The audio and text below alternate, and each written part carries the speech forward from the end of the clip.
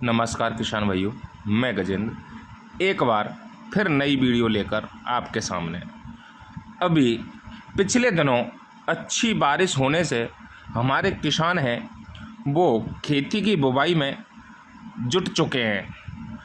यदि बात की जाए राजस्थानी क्षेत्र की, और राजस्थानी क्षेत्र में ऐसे क्षेत्र जहां कृषि एक वर्षा पर आधारित होती है, जहां सिंचाई के लिए पानी की पर्याप्त कमी है और फसलों को पर्याप्त पानी नहीं मिल पाता, तो किसान भाइयों नमी को संरक्षित करके उन्नत किस्म के बीजों का उपयोग करके और लंबे समय तक बारिश ना होने पर भी अपनी फसलों को बचाए रखने की किसान बहुत ही जद्दोजहद करते हैं।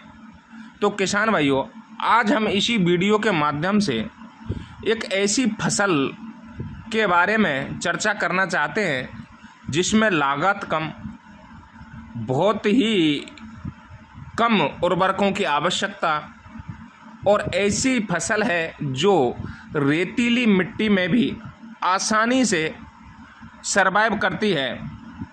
तो किसान भाइयों, ऐसी खेती एक मोठ की जो दलहनी फसल है, जो बहुत ही कम क्षेत्र पर बोई जाती है।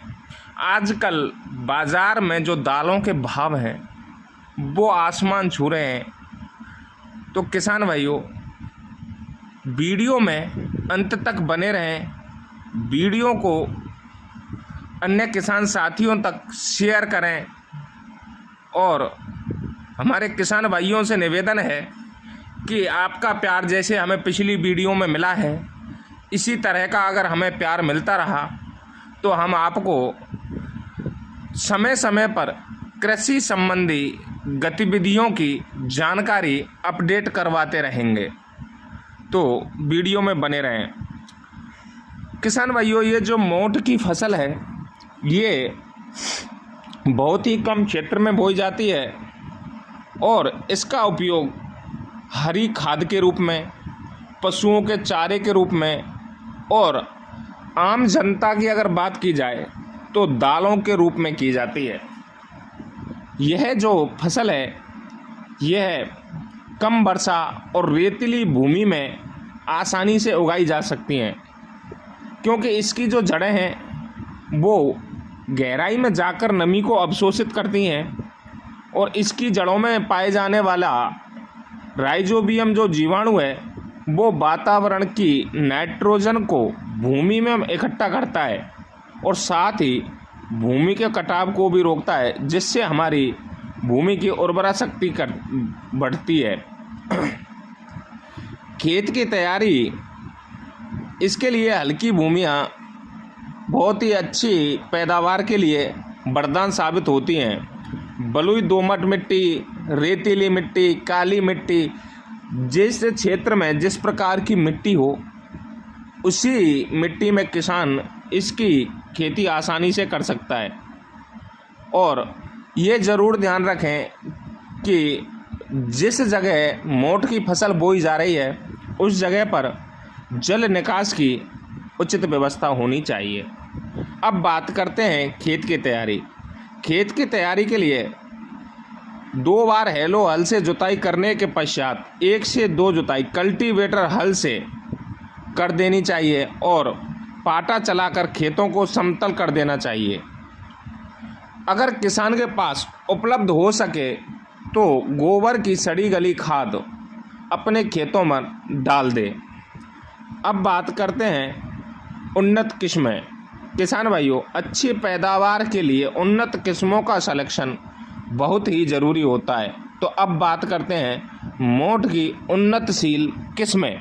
CZM2, RMO 40, RMO 257, RMO 225, और इसके अलावा मोठ की RMO 435, जिसे मरूबहार के नाम से जाना जाता है, जड़िया, ज्वाला, काजरी मोठ 2, काजरी मोठ 3, ये बहुत ही अच्छी वैरायटियां हैं। इनकी बुवाई करके किसान आराम से अच्छी पैदावार ले सकता है।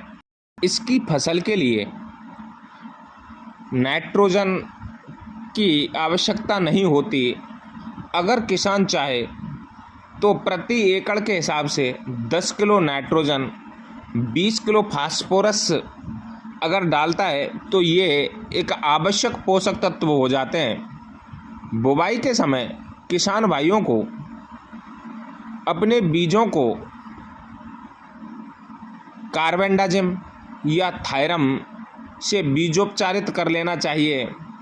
किसान भाइयों 2 ग्राम थायरम या कार्बेंडाजिम लेकर प्रति किलोग्राम बीजों को उपचारित करने के पश्चात किसानों को एमिडाक्लोरोपिड 5 ml प्रति लीटर के हिसाब से और प्रति किलो बीज दर से बीजों को दोबारा से उपचारित कर लेना है। किसान भाइयों पहले जो दवा बताई गई थी वो एक फंजीसाइड दवा थी। अब दूसरे नंबर पर जो एमिडाक्लोरोपिड दवाई बताई गई है वो एक इंसेक्टिसाइड यानी कीटनाशी दवा है।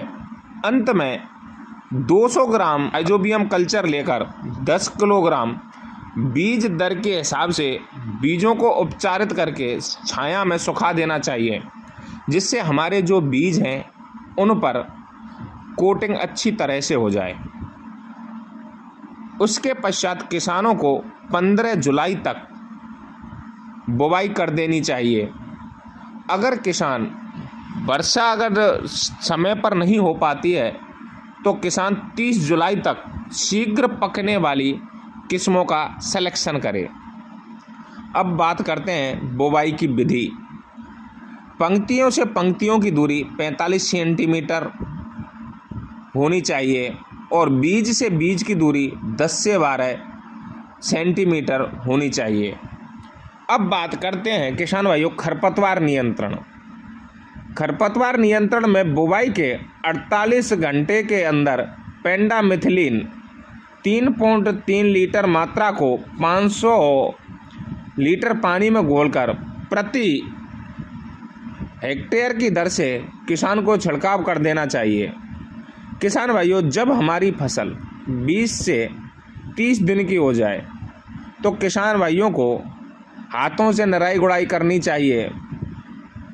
किसान भाइयों अगर किसान खरपतवार नाशी का उपयोग ना करके किसान मेहनत या मजदूरों से अगर निराई गुड़ाई करवाता है तो उससे हमारी जो फसल है वो बहुत ही अच्छी ग्रो करती है। मोठ की फसल अगर मिश्रित फसल के रूप में बोई जाए, बाजरा प्लस मोठ दोनों को अगर मिलाकर एक ही खेत में बोया जाए तो किसान भाइयों बहुत ही बम्पर उत्पादन देती है, क्योंकि ये जो मोठ होती है इसमें नाइट्रोजन स्थिरीकरण का जो कार्य है वो स्वयं करती है, तो जिससे हमारे बाजरे की जो फसल है उसके लिए नाइट्रोजन भरपूर मात्रा में मिल जाती है और जो बाजरा है वो हमें बम्पर पैदावार देने में सक्षम होता है।